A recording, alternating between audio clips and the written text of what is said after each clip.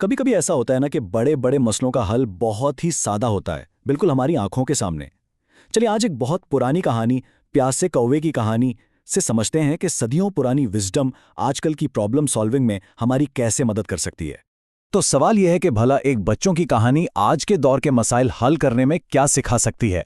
तो चलें कौवे के एक्शंस को एक तरह से केस स्टडी समझकर उसकी स्ट्रैटेजी को डीकोड करते हैं।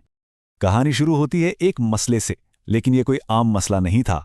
कौवे के लिए ये कोई छोटी मोटी परेशानी नहीं थी, बल्कि ये जिंदगी और मौत का सवाल था। एक बका की जंग थी। कहानी में साफ साफ लिखा है कि पानी ना मिलने पर उसकी जान जाने वाली थी, यानी सूरत-ए-हाल इससे ज्यादा संगीन हो ही नहीं सकती थी। और फिर ठीक उस वक्त जब वो हिम्मत हारने ही वाला था, उससे एक घड़ा नजर आया। सोचे, गहरी मायूसी के बीच उम्मीद की एक किरण। लेकिन यहां कहानी में एक ट्विस्ट आता है। हल सामने तो था, लेकिन पहुंच से बिल्कुल बाहर। ये बिल्कुल वैसी ही फ्रस्ट्रेशन है जो हम सबको कभी ना कभी होती है जब मंजिल नजर आ रही हो मगर रास्ता ना मिल रहा हो। मकसद बिल्कुल सामने, पानी, और रुकावट वो भी उतनी ही साफ, पानी बहुत नीचे था। असल इम्तिहान तो अब शुरू होना था। तो कौवे ने सबसे पहले क्या किया? उसने सोचा चलो जोर लगाते हैं।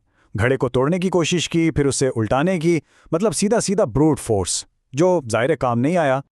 और यहीं पर पहला सबक मिलता है कि भाई सिर्फ जोर लगाना काफी नहीं होता। अगर स्ट्रेटजी ठीक ना हो तो सारी मेहनत और ताकत सिर्फ जाया होती है। जब ताकत और जोर आजमाई फेल हो गई, तब कौवे ने अपनी स्ट्रेटजी बदली। ये कहानी का टर्निंग पॉइंट है, जहां ब्रूट फोर्स से शिफ्ट होकर ब्रेन पावर का इस्तेमाल शुरू हुआ। उसने क्या किया? वो रुका, इसने एक पॉज लिया और अपने आसपास देखा। जोर आजमाइश छोड़कर उसने ऑब्जर्व करना शुरू किया।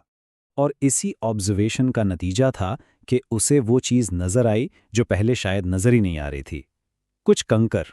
बस यही था वो आहा मोमेंट, जब एक बिल्कुल आम सी चीज मसले के हल की चाबी बन गई। अब देखें, आइडिया आना एक बात है, लेकिन उसे एग्जीक्यूट करना बिल्कुल अलग कहानी है। तो आप देखते हैं कि कौवे ने इस ब्रिलियंट आइडिया को हकीकत का रूप कैसे दिया। इसकी स्ट्रैटेजी की खूबसूरती उसकी सादगी में थी। कोई कॉम्प्लिकेटेड प्लान नहीं था, बस एक छोटा सा डुएबल स्टेप जिसे बार बार दोहराना था। एक कंकर उठाओ, घड़े में डालो, बस रिपीट करते जाओ।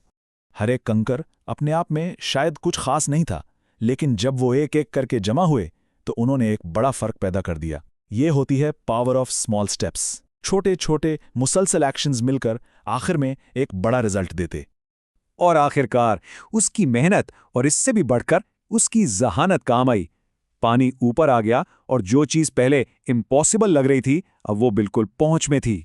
तो आखिर इस छोटी सी कहानी में ऐसा क्या है जो ये आज भी इतनी रेलेवेंट है? इसका जवाब इसके गहरे सबक में छुपा है, जो सिर्फ ख्वाहिश रखने से कहीं आगे की बात है। हम सब ने सुना है, जहां चाह वहां राह। लेकिन कौवे की कहानी इसमें एक और लेयर ऐड करती है। ये बताती है कि सिर्फ चाह या विल पावर काफी नहीं होती। असल राह तो स्मार्ट थिंकिंग और स्ट्रैटेजी से निकलती है। तो ये सबसे बड़े टेकअवेज क्या हैं?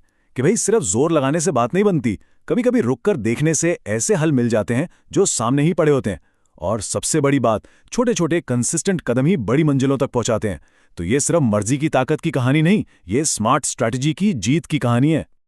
ये कहानी एक सवाल छोड़ जाती है कि हमारी अपनी जिंदगियों में, हमारे कामों में वो कौन से कंकर हैं जिन्हें हम नज़रअंदाज कर रहे हैं। वो कौन से सिंपल से हल हैं जो हमारे बड़े बड़े कॉम्प्लेक्स मसाइल को सुलझा सकते हैं, अगर हम सिर्फ एक लम्हे के लिए रुक के गौर करने की ज़हमत करें।